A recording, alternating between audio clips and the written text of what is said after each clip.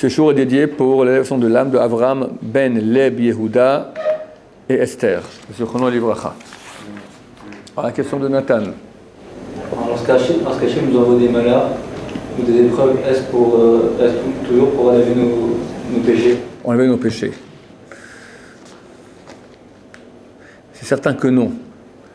C'est certainement pas toujours pour ça. Et je pose la question, même si c'est même une seule fois pour ça. Je veux dire que oui, les souffrances expient les péchés. Il faut expliquer pourquoi. Bon, peut-être on laissera, si on a le temps, peut-être on parlera pourquoi est-ce que la souffrance expie les péchés. C'est un sujet. Pour répondre à la question vraiment, est-ce que les épreuves, les souffrances qu'on a dans la vie sont là pour enlever un passif de péché? Quelqu'un me dira, mais un petit enfant, il n'a rien fait à personne. Alors on peut dire que c'est un passif de Gilgulim, de réincarnation passée. Alors c'est pas le cas. Pas toujours. Ça se peut que c'est le cas, mais pas toujours. Alors pourquoi est-ce qu'on a des souffrances? Pourquoi est-ce qu'on a des épreuves? C'est très simple.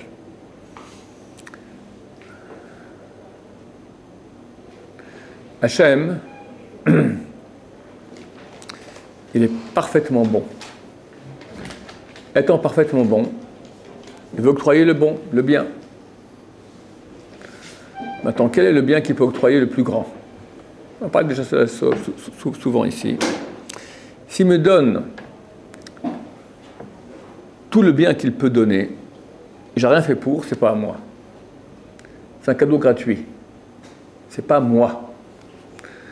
Le vrai cadeau, c'est qu'il me donne la possibilité de me créer moi-même. Comme tu as un enfant, ou même tu donnes 1 million, puis tu dis, tiens, tu lui donnes tous les mois, tu lui donnes 10 000 euros, 20 000 euros, d'accord? Il est content dans la vie, mais il n'a rien fait, c'est pas lui. Ou bien tu l'aides à monter une affaire, tu le diriges, tu lui donnes un peu d'argent par-ci, par-là, mais c'est lui qui le fait. Parfois, c'est lui qui a fait l'affaire. Il préférerait que ce soit lui qui a fait l'affaire. C'est plus profond que cela, mais c'est de façon un peu enfantine, on va dire, c'est le principe numéro 1, que Dieu ne veut pas nous donner gratuitement, il veut que ça soit à nous. Pourquoi difficulté, c'est forcément malheur, c'est pas obligé. C'est la même échelle, difficulté dans la souffrance. Il peut y avoir une souffrance terrible, extrêmement légère. La Gemara dit, c'est quoi la souffrance? Quand je mets la main dans la poche pour prendre 2 pièces, et j'ai pris qu'une seule, je dois remettre pour prendre la deuxième. Souffrance. Super casse-pied. Mais bon, si des gens doivent souffrir, que Dieu nous envoie ce type de souffrance. Rassé shalom, d'accord, qu'il n'y ait pas toute souffrance. Mais c'est déjà que ce soit que cela. On met la main dans la poche, voilà, la remettre. On appelle ça aussi souffrance. Tout effort égale souffrance.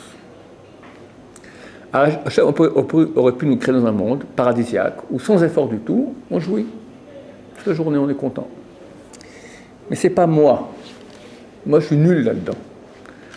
Or, le plus grand cadeau que Hachem puisse donner à quelqu'un, c'est de ne pas être nul, c'est d'être. D'être.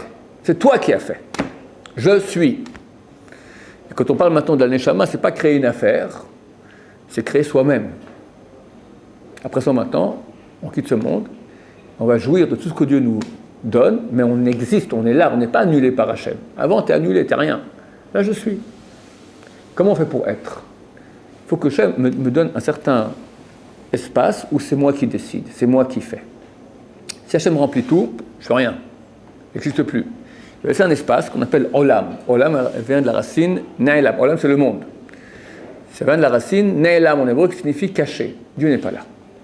Il est là, mais il se cache. Comme le papa qui veut faire son affaire de son fils, alors il prend des renseignements comme ça en douce sans que le fils soit au courant. Est-ce que ça avance bien? Oui, non, tout ça. Il essaie d'envoyer un peu des clients. Ou des fois, il fait aussi voir des pièges. On voit un peu le fisc, tout à coup, pour qu'il fasse attention, d'accord?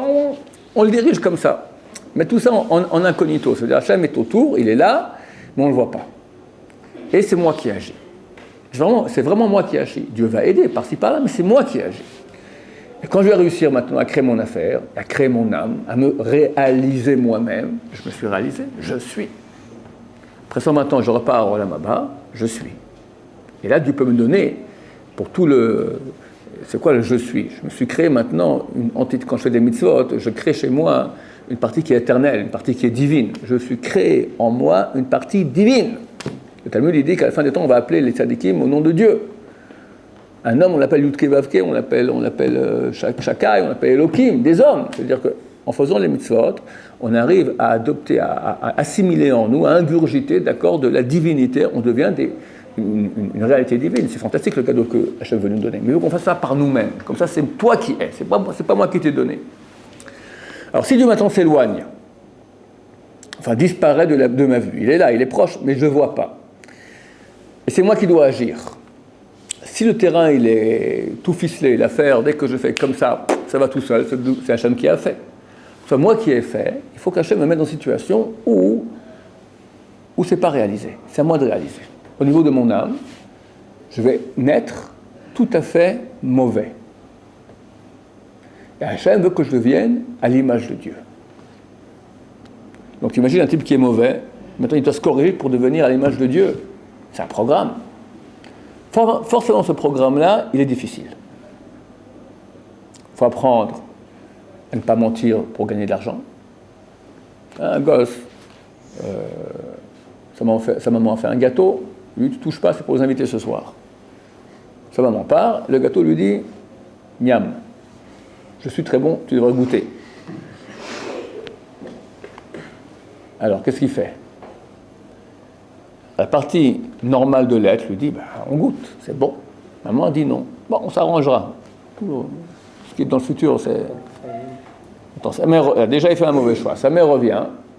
Qui a goûté à ça? Il peut dire quelqu'un d'autre, son frère, sa sœur. Il sait que s'il dit la vérité, il va ramasser une tannée. S'il ment, il risque.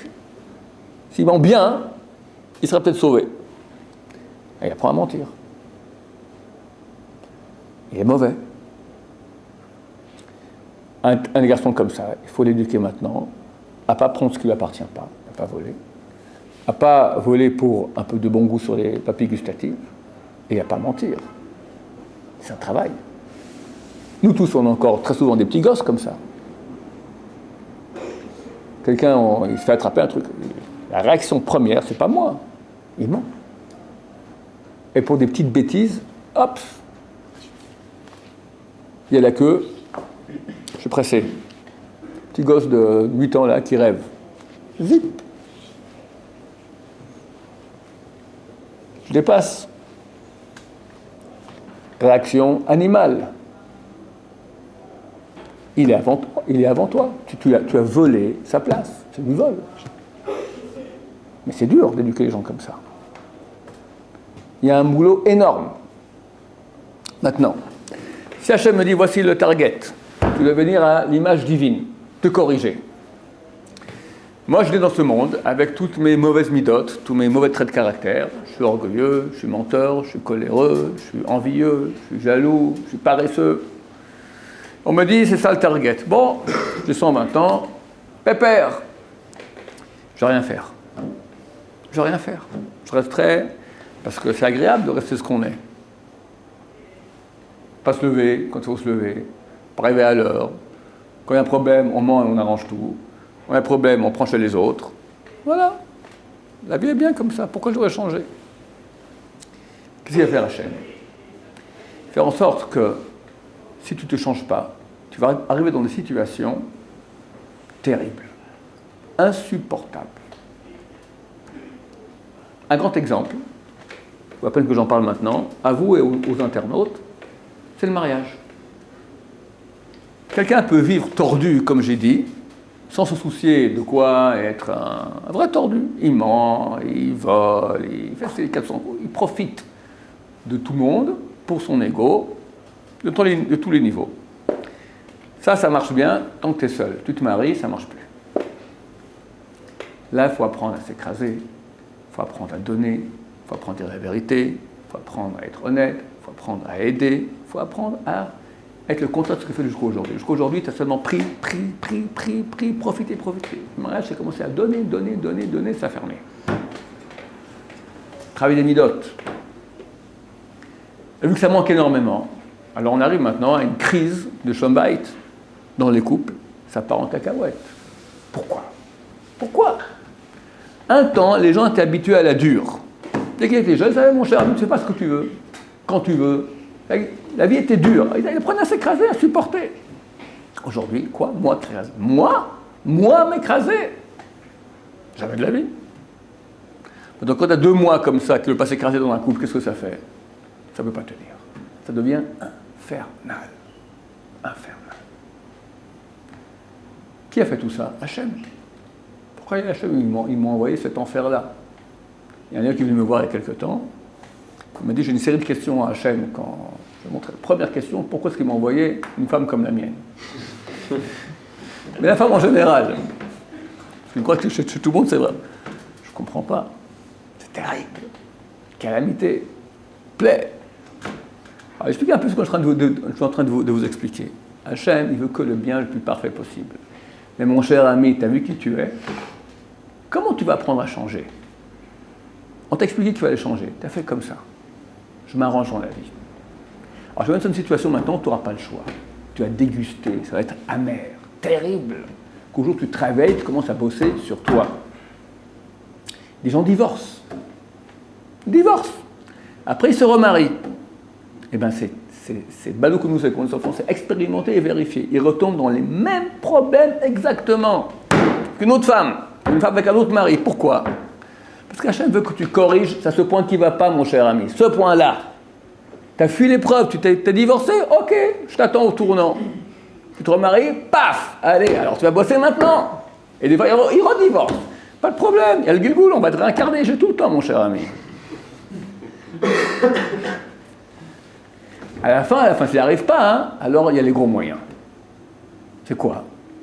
À la base de tous les mauvais traits de caractère, c'est l'ego. L'ego, comment on écrase l'ego? La pauvreté. Tu n'as plus rien. Alors, comme tu dois faire le manche, une charge de travail, on t'en va balader. Tu n'es plus monsieur. Tu n'es plus un monsieur du tout. Rachalom, les maladies. Les maladies. Tu es sur ton lit d'hôpital, tu appelles l'infirmière, elle ne vient pas. Elle te regarde. Et tu commences à prier à Hachem. Tu n'as plus rien. Le type qui était un mauvais mari, un mauvais papa, parce qu'il avait moi, eh bien sa famille ne le regarde plus. Au bout d'un moment, il voit que ça ne va pas. Alors il court les filles, machin. Au bout d'un moment, il a besoin aussi d'une famille de gens. Rien. Toutes ces situations-là dans lesquelles Hachem le même, mais lui-même s'est mis. Lui-même, parce qu'il n'a pas voulu faire le tikkun qu'il devait faire, la réalisation de lui-même, arriver à se travailler. On est né avec une partie mauvaise, et le target, c'est de devenir quelqu'un de parfait. Il n'a pas voulu faire ça. Hachem veut qu'un beau jour, tu arrives au Olam Haba, que tu sois avec lui. Et là-bas, on peut être que si on est parfait. Alors Hachem, il va faire tous les moyens pour que tu arrives. Au début, les bons moyens, on t'explique. Puis après, on met un peu la pression. À la fin, tu ne comprends pas, les gros moyens. Toutes les situations de souffrance qu'il y a sur Terre, absolument toutes, sont soit, comme tu as dit, pour réparer, c'est-à-dire que le type maintenant, et ça a à voir aussi avec ce que je suis en train de dire maintenant, la réparation, on va en parler peut-être un peu après, la réparation, mais surtout pour arriver à ce que la personne maintenant fasse un changement dans sa vie, commence à bosser, à changer.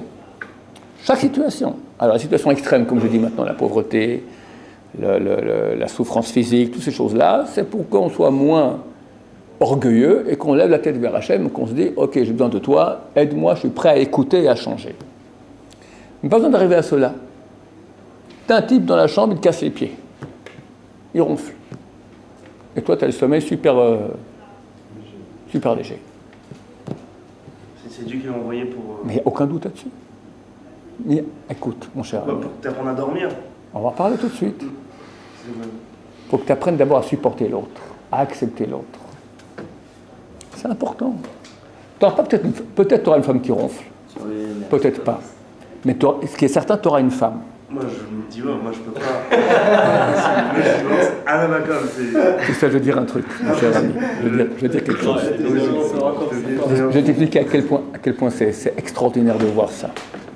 On a un peu d'expérience dans les shidduchim et tout ça. On a des élèves qui sont bien, tout à fait mariables, tout ce qu'il faut, mais ils ont quand même 2-3 principes sacro-saints. Bon, à cause de ça, il ne faut pas se marier. Et encore une femme, tout va bien. On est parfait, on s'entend à merveille, complémentaire et génial. Et tout à coup après le mariage, parce qu'Hachem sait bien faire les panneaux, d'accord, après le mariage, elle a aussi 2-3 principes sacro-saints, qui sont exactement le contraire que les miens. Sur tout, on est d'accord, sauf sur ça. Mais sur ça, les deux, c'est jamais de la vie. Si Hachem, il t'aime, je ne vais pas dire ton nom maintenant devant le public, d'accord, aime, d'accord, il veut maintenant que tu... Moi, ça, je ne supporte pas. Eh bien, tu as de fortes chances, mon cher ami. Vérifie ça avant de te marier.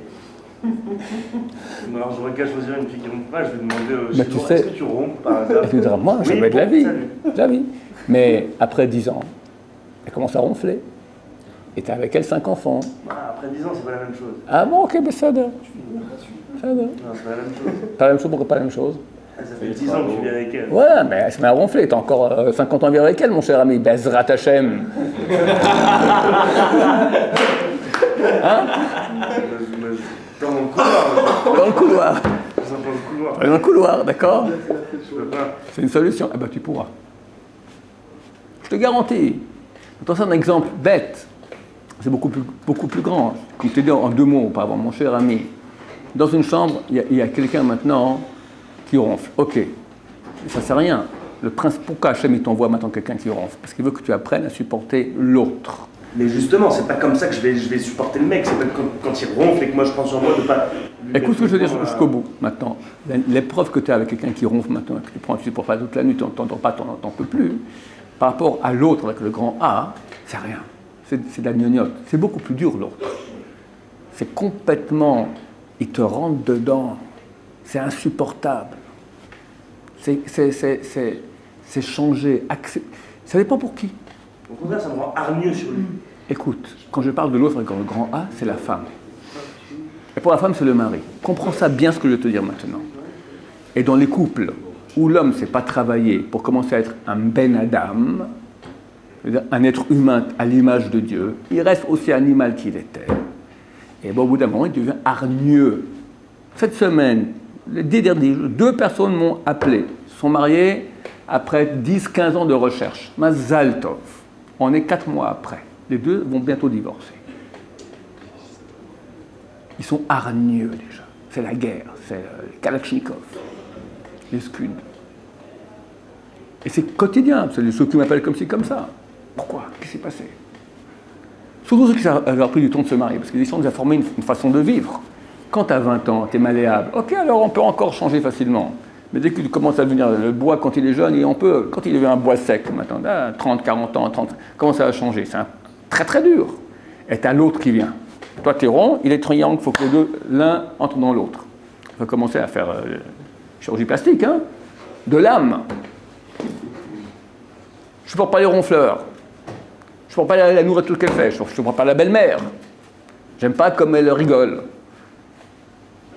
Enfin, tout pour m'énerver. Pourquoi tu es marié? Je sais pas. Ah oui, au début, un panneau. Elle est belle, on s'entend, tout très bien. Hein? Il ne pouvait plus être seul, quoi. Encore pire, mais admettons que non, il est amoureux, elle était bien, très bien. Hachem veut qu'on avance. Quelqu'un qui, depuis qu'il est petit, se travaille. Se travaille. À la maison, pas de bagarre. Il accepte, il supporte, il ment pas. Il travaille les midotes. D'habitude, ça va très facile. Quand ma fille s'est mariée, je fais le même tableau que je t'ai fait. Après, elle m'a dit, papa, tu m'as fait un tableau tout noir, c'est tout rose. Baruch Hashem. Depuis qu'elles sont petites, on travaille avec elles. On travaille avec elles. Pas question de s'énerver, pas question de lever la voix, de dire des gros mots, des insultes. Ça existe pas un truc pareil. On vit en communauté, il y a des frères et des sœurs, une grande famille. Et ben chacun prend, et on bosse, et machin. On est habitué à donner, à s'écraser. On se marie, ben, tout va très bien. Et les deux sont extrêmement heureux ensemble. Baruch Hashem. Mais quelqu'un qui n'a pas vécu comme ça, comme la majorité de la population, non religieuse en tout cas, ou d'accord, eh ben ça va très dur. Attends, ça c'est un exemple, c'est le mariage, mais dans tout c'est comme ça. Oui, pourquoi c'est tellement inégal alors le monde? Hein? Pourquoi c'est tellement inégal? Hachem, il a donné à chacun maintenant une matière brute à travailler. Quoi inégal? S'il ne travaille pas, au bout d'un moment, il doit travailler. Il faudra... Là, ils ont eu des bons parents, ils ont des mauvais parents. Comment? Ça, c'est Hachem qui le sait au début de la vie. Il est écrit que la personne voit toute son histoire. Il dit maintenant, choisis, c'est encore mieux que ça. On lui dit quelque part, c'est pas tout à fait comme ça, mais c'est comme, en réalité c'est comme je vais dire, mais c'est pas tout à fait comme ça, j'explique aussi pourquoi. L'âme, elle est près de Hachem, mais elle veut être, elle n'est pas, elle est annulée par Hachem. Alors elle implore Hachem de venir sur terre. Ok, qui tu veux être? Choisis un catalogue. Fils de Rothschild, fils de, je sais pas moi, quelqu'un qui n'a pas d'argent, parents nerveux, parents gentils, chambre à la maison, le père ivrogne, la mère prostituée, tu as tout de toutes sortes, d'accord? Nous aussi. Hein? Nous aussi. Le type, il regarde maintenant le catalogue. On va dire nous. Moshe, il s'appelle. Moshe, il est dans l'âme à bas. Enfin, l'âme numéro 247, d'accord? 2448. Elle n'a pas encore de nom. On lui dit qui tu veux être. Tu peux être Moshe, tu peux être Yaakov, tu peux être Yitzhak, tu peux être Gustave. D'accord, tu choisis. Maintenant, lui, il va regarder, c'est quoi une âme? C'est un potentiel de réalisation. Une puissance potentielle d'être. Il n'est pas encore. Il veut devenir, se réaliser, être. Maintenant, plus son potentiel est petit, plus il voudra une réalisation qui est facile. Plus un potentiel qui est grand. Il ne veut pas maintenant quelqu'un qui a un potentiel, c'est comme, je ne sais pas moi, quelqu'un qui peut faire des haltères, d'accord? Il peut porter 50 kilos. C'est ça son potentiel. Combien il demande? 49, c'est idiot, il peut 50. 51, c'est idiot, il peut pas autant. Il prendra exactement son potentiel. Quelqu'un qui a un potentiel 300, il prend 300. Celui qui a un potentiel 30 000, il prend 30 000.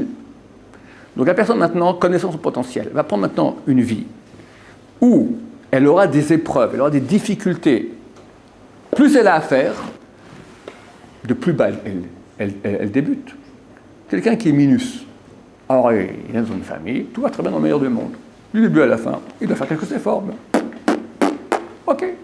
Alors il est parti, il était à un niveau très bien, il était à un niveau 900, il est arrivé à 950. Très bien d'être à 950, c'est presque 1000, d'accord? Mais combien tu as fait dans ta vie? Tu as fait 50. C'est son potentiel qu'il avait. Il ne pouvait pas faire plus que cela. On l'a mis à 900, puis à 950. Il a un potentiel 10 000. Bon, on le fait naître à moins 9 000. Moins 9 000. En lieu de maintenant, tu dois arriver à 1000. Et il bosse, et il bosse, et il bosse, il arrive à 2. Combien il a fait dans sa vie? 9 002. Ah, c'est inégal. Lui, il est parti à 900, il arrive à 950. Moi, je suis parti à moins 9000, je suis arrivé à 2. C'est inégal. Mais qui a gagné plus? Un a gagné 9002, l'autre a gagné 50. C'est comme ça que ça se passe. C'est une vraie réalité. Donc, c'est-à-dire que le monde est inégal. Oui. Ah, ça c'est certain. Tout à fait inégal. C'est certain. Mais tout à fait juste. Inégal, je vais t'expliquer, je comprends très bien ta question. Inégal, mais juste. Toi, tu dis c'est injuste. Tout à fait juste. Pourquoi? Parce que toi, l'âme que tu es, tu vas choisir maintenant le catalogue. Tu veux un catalogue, tu veux 50 ou tu veux 10 000? Le type qui est 10 000, le potentiel, qu'est-ce qu'il veut? Il veut 10 000. Il veut ça, il demande à Hachem. Moi, je veux ce corps, ces parents, cette histoire, tout. Cette condition physique, cette condition sociale, cette condition financière, tout je veux. Ça, c'est l'histoire qui me veut. J'ai dit qu'il choisissait, c'est même pas, c'est faux. C'est une façon de parler, mais il ne choisit pas, parce qu'il est dans le monde de vérité. Donc il sait, sans qu'il ait besoin de choisir, il sait que c'est ça pour lui. Dieu lui dit que c'est ça. Ben, il n'y a aucun doute, je sais que c'est ça. Dieu a décidé, Dieu sait très bien que c'est cette vie-là, la meilleure que je pourrais avoir pour me réaliser. La meilleure, il n'y a pas d'autre. Surtout pas que j'ai une autre vie, sinon je ne vais pas me réaliser. Moi, je veux me réaliser. Et Dieu lui dit, lève-toi et le jour que tu seras tzaddik. Tu vois tout maintenant? Oui, je vois tout. Tu acceptes? J'accepte. Tu seras tzaddik? Je serai tzaddik, je le jure. Et il est dans ce monde-là. Tzaddik, ça veut dire que tu es arrivé maintenant à réaliser. Je jure, je vais tout faire pour réaliser. Alors nous, qu'on ait des roulements... alors on revient encore pour parfaire. C'est le même principe, pas besoin de trop compliqué. Donc la personne, c'est même pas qu'elle choisit, elle est d'accord. Alors tu me dis c'est injuste. Pourquoi c'est injuste? Il y a une neshama qui est 50, une autre qui est 10 000. N'est-ce pas? C'est ça qui est injuste. Il y a des petites âmes et des grandes âmes. C'est ça ta question. Pourquoi c'est pas? On doit tous avoir les mêmes âmes. 1000. Ce serait bien plus juste. Ça, c'est un peu plus dur à comprendre, mais c'est très simple. C'est très simple et un peu fin, d'accord? Si il y a une âme, moi je suis Dieu, d'accord? Je prends maintenant, tac, je crée une âme. Je dis, ok, cette âme-là, je peux la mettre à 50, je peux la mettre à 10 000. Bon, je la mets à 10 000. Après, une deuxième, je peux la mettre à 10 000, 50. Bon, une fois un 50, je la mets dans 50. C'est très injuste. Parce que c'est les deux mêmes âmes. Pourquoi tu as un que tu mets à 10 000, l'autre met à 50? C'est extrêmement injuste. Tu as raison. C'est pas comme ça que ça se passe. Hachem, il a créé un corps. Quand le premier homme, dans lequel il y a toutes les âmes. Dans un corps, il y a une hiérarchie. Les âmes plus hautes, les âmes intérieures, extérieures, quelle partie, d'accord? Tu as les yeux, tu as les talons, tu as le narine, tu as le nombril, d'accord? Toute partie, l'intestin, etc. Tout ce corps est nécessaire pour que ça fonctionne. C'est comme dans une voiture. OK? Le but, c'est que la voiture fonctionne. Est-ce qu'on va dire maintenant que le volant est jaloux de la soupape? Non. J'ai besoin d'une soupape, j'ai créé une soupape. Si maintenant j'avais un matériau, j'ai du fer, je dis maintenant, voilà, toi tu seras, on va dire, qu'est-ce qu'il y a de bien dans la voiture? Tu seras le sigle, ça va dire c'est le top, d'accord, toi tu es le sigle, voilà, et toi tu seras un boulon. Pourquoi lui le sigle? Moi je suis un boulon. C'est vrai, si ça fonctionne comme ça. Tu as une matière première, après tu décides, toi là, toi là. C'est pas comme ça que ça marche. Il n'y a rien, et Dieu crée une soupape. Ping! Il n'y a rien, Dieu crée maintenant un volant. Ping! Le volant peut dire, moi je suis jaloux de la soupape. C'est pas une soupape, c'est un volant. Tu n'auras jamais pu être soupape. Il n'y avait pas une havamina, comme on dit ça en français, même une pensée antécédente, une éventualité que tu sois soupape. Tu n'es pas soupape. Toi, tu es volant, je t'ai créé. Il n'y avait rien, j'ai créé un volant. Là, il n'y a aucune injustice. Si on était créé, et après on nous dit, toi tu seras volant, toi tu seras soupape, c'est injuste. Mais si on n'est pas créé, et on crée une soupape, et on crée un volant, c'est tout à fait juste. Chacun maintenant, il a son job, et c'est lui, c'est ça ce qu'il est. Et s'il veut être autre chose, il est dans l'erreur, c'est complètement à côté de la plaque. C'est pas toi. Toi, tu es toi, c'est ça ta vie, c'est comme tu réalises. C'est comme ça uniquement que j'explique l'autre jour, chacun de nous est indispensable dans la machine. Le boulon qui dit qu'il ne veut pas être boulon, la voiture ne roulera plus. Ce boulon, on est chacun indispensable. Et aimer Hachem, parce qu'il aime toutes les parties de la voiture, autant. Parce que chacun est indispensable. Pourtant, vu qu'on est différent, et qu'il n'y a aucune injustice là-dedans, on a un boulot différent, chacun, de réalisation. Et plus le potentiel il est grand, regarde le roi David. Et plus beau que le roi David. Plus beau que le roi David. C'est quoi son histoire? Aïe. Bon, on peut dépasser un peu aujourd'hui. Son père était un des 4 hommes qui n'a jamais péché de l'histoire. Yishai. Aucun péché. Pas intéressant. Hein? Pas intéressant. Pas intéressant. Tu vois, on ne parle pas de Yishai comme... hein? Sauf son respect, bien sûr. Tout le respect qu'il lui a dû. Mais ce n'est pas une grande figure du judaïsme, bien qu'il n'ait jamais péché. Il avait 7 enfants. Il y a un problème. C'est que sa grand-mère, c'était Ruth la Moabite, qui nous convertit. Maintenant, la Torah, elle dit qu'un Moabite ne peut pas se convertir. Pourquoi? Parce qu'on était dans le désert. Alors, demandez gentiment, pouvez-vous, on aimerait vous acheter de la nourriture, de la boisson, du pain. Ils n'ont pas voulu. La Torah dit, ils ne se marient pas avec nous. Fini. Ils auraient dû venir et nous proposer, même contre de l'argent. Ils n'ont pas fait ça. Il y avait une question. Est-ce que ça concerne que les hommes moabites ou aussi les femmes moabites? Juste après, un verset qui dit, un Égyptien qui veut se marier, il doit attendre 3 générations. Se convertir, 3 générations se marier avec des Égyptiens ou autres qui lui sont permis, et seulement après il peut se marier avec une juive. Et là, que ce soit un Égyptien ou une Égyptienne, la halakha est très claire. Il y en a qui ont dit, si un Égyptien et un homme et une femme ne peuvent pas se marier avant 3 générations, le Moabite qui ne peut jamais, c'est aussi un homme et une femme. Il y en a qui ont dit non. Pourquoi? Regarde la raison. La raison pour laquelle on ne peut pas marier avec un Moabite, parce qu'ils n'ont pas offert du pain et de l'eau. Mais qui vient maintenant offrir? Les femmes? Non, les femmes restent à la maison. C'est les hommes qui ont dû venir, c'est eux qui vont au business, etc. Donc les femmes ne sont pas concernées. Elles seraient venues, elles. C'est les hommes qui n'ont pas voulu. Donc un Moabite ne peut pas, une Moabite peut. Les deux avis existaient. C'est une halakha qui n'était pas claire. C'est une halakha qui n'était pas claire. Vous ne savez pas. Oui, non, oui, non. À l'époque, la grande génération qui s'est mariée avec Ruth, c'était Elimelech. Boaz s'est marié. Boaz s'est marié avec Ruth. Lui, il a reçu un témoignage comme quoi, de Shmuel, du prophète Shmuel, que oui, Moabite, et pas un Moabite ne peut pas, une Moabite peut. Donc il s'est marié avec elle. Mais, deux générations plus tard, le petit-fils, Ishaï, commençait de nouveau à dire oui, non, oui, non, oui, non. Et lui, il était super sadique, super marmé. Il a dit, et peut-être que tous mes enfants maintenant, ils sont dans le problème, c'est descendants de moi, et on n'est pas dans le coup. On n'est pas juif.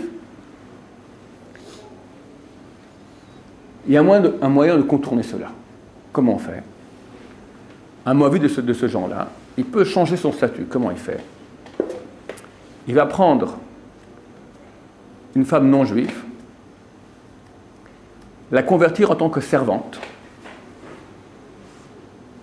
une relation avec elle, l'enfant qui va naître sera un serviteur, et on le libère. Et si on le libère, il devient juif sans aucun problème.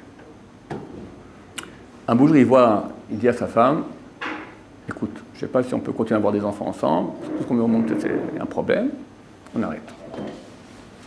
Alors la servante, il lui explique le cas, il lui dit, écoute, voilà, je te convertis, prépare-toi, je te convertis, et en tant que servante, et en relation, on aura un enfant ensemble. La servante va raconter ça à sa maîtresse. La maîtresse lui dit, écoute, à l'époque, c'était pas comme aujourd'hui, dans le noir, on ne voyait rien. La nuit où tu es en relation avec elle, c'est moi qui rentre à ta place. Et comme ça a eu lieu. Elle tombe enceinte. Maintenant, Ishaï pense qu'elle est en relation avec sa servante. Du coup, il voit maintenant sa femme enceinte. Elle a trompé. Et qui est né? David. Mais étant donné que les fruits d'une tromperie, c'est un mamzer. Le 8e enfant, toute la famille sait, c'est un mamzer. Bon, on ne raconte pas ça en public, ça fait des histoires, mais on le met de côté dès qu'il est né. Et son père l'envoie dans les champs paître, se faire bouffer par un lion. Vient un lion, il se bagarre, c'est David qui vainc. L'ours, tout il essaie de faire pour se débarrasser de ces... Au moment où on voit que c'est quand même bizarre ce qui se passe dans la maison de Ishaï, toujours David, tout ça. Bon, on commence à dire, ouais, il y a des problèmes, là-bas, c'est pas un type tout à fait bien, on ne sait pas, tout ça. Dans le village, on commence, chaque fois qu'il y a un problème, on a volé, c'est vraiment le fils de Ishaï, David. On l'accuse de tous les noms. Le voleur, le machin, chaque fois qu'il y a une bêtise dans le village, Bethléem, d'accord, le fautif, c'est David. Et sa mère, elle sait très bien que c'est la vérité, elle dit rien. Pour pas faire honte à Ishaï. 28 ans. 28 ans, David, comme ça, il est rejeté par sa ville, par ses copains, par ses profs, par ses parents, par son père, par ses frères. Tentative de le tuer comme ça, qu'il fasse tuer, rien. Mais avec Hachem. Et il prie, et il est proche d'Hachem. Et un beau jour, le prophète Shmuel, Dieu lui dit, va sacrer le fils de Ishaï, roi d'Israël. Shmuel arrive dans la ville, on le reçoit, le prophète. Ishaï, le grand sadique, le reçoit chez lui à la maison, enfin, un grand festin, tout ça. Il lui dit, voilà, écoute, il dit à personne, parce que le roi Shaoul, on n'a pas le droit de nous sacrer en secret, que personne ne sache. Je lui sacrer un de tes fils, roi d'Israël. Ah ouais. Alors amène-moi tes fils. On rentre au premier, comment il s'appelait? Eliav. Shmuel se lève, tac. Ah, voici le Meshiach Hachem, le oint de Dieu. Ah, un bel homme sadique, comme ça. Je lui dis, assieds-toi. Toi, tu vois avec les yeux, moi, je vois avec le cœur. C'est pas lui que je veux. On rentre au deuxième, ah, c'est lui. Je lui dis, pas lui. Troisième, pas lui. 7. Tout se passait. David, on n'en parle même pas.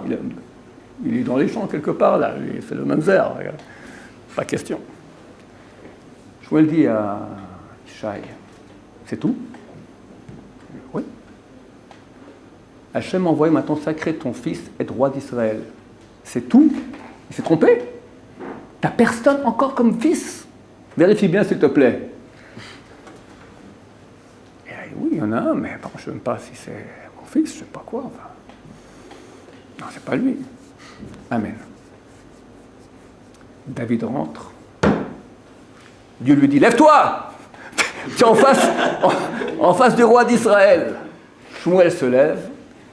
Et les Chazal disent que l'huile d'onction, elle a sauté sur la tête, il fallait le mettre sur sa tête, elle a sauté sur la tête de David. C'est émouvant. Très émouvant. Alors la femme, à ce moment, 28 ans de souffrance, David et sa mère qui se tenait comme ça, rien dire. Enfin, elle peut dire la vérité. Et les frères ont reconnu. Et lui, le grand... Et encore, c'est pas fini, parce qu'après ils ont continué. Bon, le roi d'Israël, ça a pris du temps. Ils l'ont pas reconnu. Ça a pris beaucoup de temps. Alors quand il est venu comme ça, roi d'Israël, on peut lui faire, allez mon cher ami, c'est le fils de Ishaï, le fils aîné, tatiti, tatata, il a toujours 100 dans tous les examens à l'école, il connaît tout le chasse par corps, c'est un écrit comme un tzaddik, et voilà, un roi d'Israël. Un mamzer, qu'on met dehors, un voleur, un lait, il était rouquin, et d'où vient ce rouquin, on ne sait même pas d'où ça vient. Rejeté par tout le monde, et lui est devenu le roi d'Israël. Parce que c'est un grand potentiel. Un grand potentiel, ça peut pas aller facilement. Impossible. Ça n'existe pas. On n'est pas dans le monde du facile, dans le monde de la réalisation. Donc, vu qu'il faut réaliser, forcément, il y a un job à faire. Et plus tu es grand, plus tu auras un job qui est grand. C'est normal. Baruch Adonai, Amen.